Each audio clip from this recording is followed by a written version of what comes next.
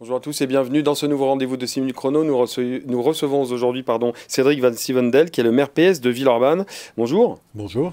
Un mort tué d'une balle dans la tête, une personne tuée d'une balle dans la tête, un blessé grave, plusieurs autres blessés. C'est le bilan de ces derniers jours de règlement de compte sur fond de trafic de drogue à Villeurbanne dans le quartier du Tonkin. Alors c'est un quartier qui est un peu tristement connu depuis plusieurs années pour être une plaque tournante du trafic de stupéfiants. Il y a le ministre délégué en charge de la sécurité, M. Daragon, qui est venu vous voir pour installer une brigade spécialisée de terrain, BST, c'était une promesse de l'ex-ministre intérieur de l'Intérieur Gérald Darmanin. Franchement, honnêtement, Cédric Van Sivendel, ça va changer quoi cette BST?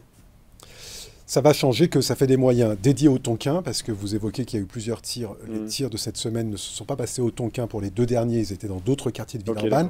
Et aujourd'hui, tous les effectifs étaient concentrés sur le Tonkin. On a aussi besoin d'avoir des effectifs sur le reste de la ville. Donc c'est une action territorialisée sur le Tonkin parce qu'on fait face à du narcotrafic avec des gens extrêmement organisés, beaucoup d'argent, des armes, donc on a besoin de moyens, mais par ailleurs, il y a d'autres secteurs sur Villeurbanne sur lesquels il faut aussi des forces de police, donc c'est pour ça que moi j'étais satisfait d'avoir 13 nouveaux policiers nationaux à Villeurbanne. Parce que c'est vrai que ça déstabilise le trafic. Les trafiquants, ça les stabilise. Pour autant, c'est qu'on voit quasiment du jour au lendemain, les points de deal se réorganisent. On fait comment, franchement, on fait comment pour lutter contre ça? Surtout que c'est au vu de tout le monde. D'abord, on est avec les habitants, parce que les premiers qui payent ce trafic de drogue, celles et ceux qui sont le plus inquiets, qui finalement ont peur pour leur vie, pour celle de leurs enfants, ce sont les habitants. Et donc, on continue à être présent à leur côté. On continue aussi, nous, ville de Villeurbanne, à faire ce qu'on avait dit, ce qu'on ferait en matière de sécurité. Plus de policiers municipaux, multipliés par 2 sur le mandat, plus de caméras, x2 déjà réalisé, x4 d'ici la fin du mandat. Donc on est au travail sur ces questions-là. Mais là, on voit bien que dans toutes les grandes villes de France, on est face à un nouveau phénomène qui est le narcotrafic. Et là-dessus, on a besoin de moyens supplémentaires au niveau national, au niveau du parquet, pour remonter à la tête en fait de ces trafics sur lesquels il y a beaucoup d'argent et qui ont passé toutes les frontières du raisonnable, du réel finalement, qui sont ailleurs. On se tue pour gérer un point de trafic de drogue. Je me rappelle, on avait fait, j'étais allé à Villeurbanne, je crois qu'il y a un an, à une conférence avec le collectif citoyen, notamment Tonkin, Paix Visible. Paisible. Vous étiez là, oui. C'était très intéressant. Pour le coup, il y a eu des vrais échanges. On en est où depuis c'est vrai que vous mettez les moyens, mais on en est où? Parce qu'on a l'impression que le trafic, lui, s'étend. Le Tonkin, ça s'étend à d'autres quartiers. Moi, en tant que maire, j'ai 2 options. Soit je me cache derrière mon petit doigt en disant c'est pas moi, c'est l'État, désolé, passez votre chemin, il n'y a rien à voir. Soit je bosse. Voilà. Et bien c'est ce qu'on fait avec les habitants.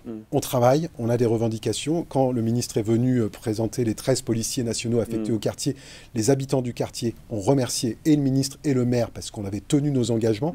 Donc il ne faut pas lâcher sur ce quartier, c'est tout. Et surtout, il faut que chacun prenne ses responsabilités. Moi, j'ai pris les miennes, je le dis, non pas pour me féliciter, simplement en disant, depuis 4 ans, j'y passe énormément de temps. Les moyens, ils sont là. Là, on est face à un phénomène nouveau et donc on a besoin de moyens nouveaux. Et le rapport qui a été fait par les sénateurs le dit très clairement. Un parquet pour lutter contre le trafic de drogue. Des accords internationaux pour aller attraper les têtes de réseaux qui sont à l'étranger aujourd'hui. Des moyens dédiés pour la police nationale pour faire des enquêtes judiciaires. Donc ça, on a besoin d'y travailler. Moi, encore une fois, je suis prêt à y participer. En tant que maire qui, depuis 4 ans, est au quotidien sur ces sujets-là, je suis prêt à participer à des temps de travaux pour qu'on trouve les évolutions législatives et les moyens complémentaires, parce que je pense que la lutte contre le narcotrafic, ça doit être une priorité nationale aujourd'hui. Est-ce qu'il y a une méthode, j'allais dire, villeurbanaise parce que, effectivement, vous le disiez récemment chez nos confrères, que la sécurité, ça ne doit pas être une question politicienne. Et effectivement, parfois, on a l'impression que la sécurité, c'est quelque chose de droite. Et que la gauche, ou en tout cas une certaine partie de la gauche, ne devrait pas s'en occuper. Pourquoi on n'arrive pas à justement considérer aujourd'hui en France, notamment avec ce narcotrafic qui est une pieuvre gigantesque, à se dire la sécurité, c'est pour tous, c'est pour tout le monde? Mais n'importe quel maire doit se préoccuper de sécurité. Pourquoi? Parce que ça touche le quotidien des habitants. À la fois leur sécurité, mais aussi tous les inconvénients liés au trafic, les déchets, le fait qu'on ne peut pas rentrer chez soi le soir tranquillement parce qu'on est contrôlé, etc. Donc moi, ce n'est pas une question de gauche ou de droite, c'est une question de maire de s'occuper de la sécurité. Et c'est pour ça que j'y passe autant d'énergie. Alors bien sûr, on continue à me dire c'est pas assez, c'est pas suffisant. Et ils ont raison, parce que tant que ça ne change pas concrètement leur vie au quotidien, ce qui s'est passé pendant un moment au Tonkin. Au Tonkin, vous le disiez, vous étiez là présent il y a quelques mois, une réunion publique, 700 habitants, extrêmement remontés. La réunion un peu dure. 5 mois après, on y retourne avec le commissaire. Cette fois-ci, les gens se lèvent et nous applaudissent. Donc, ils voient qu'on est capable de faire le boulot, de se mobiliser, de tenir un certain nombre d'engagements. Et donc, moi, c'est ça, mon action en tant que maire, c'est de dire, surtout, on ne commence pas à se dire, ah, parce qu'il est de gauche, il ne va pas faire de sécurité, ou parce qu'il est de droite, il va être meilleur que celui de gauche sur la sécurité. D'abord, on joue avec les habitants, si on fait ça, et on n'est pas sérieux dans les réponses qu'ils attendent. Le dernier mot sur les caméras de vidéosurveillance que vous quadruplez d'ici la fin du mandat sur Villeurbanne. Dans nos colonnes, Lyon-Capitale, LFI, le Parti communiste, disait aucune étude ne prouve l'intérêt des caméras de vidéosurveillance. Vous répondez quoi?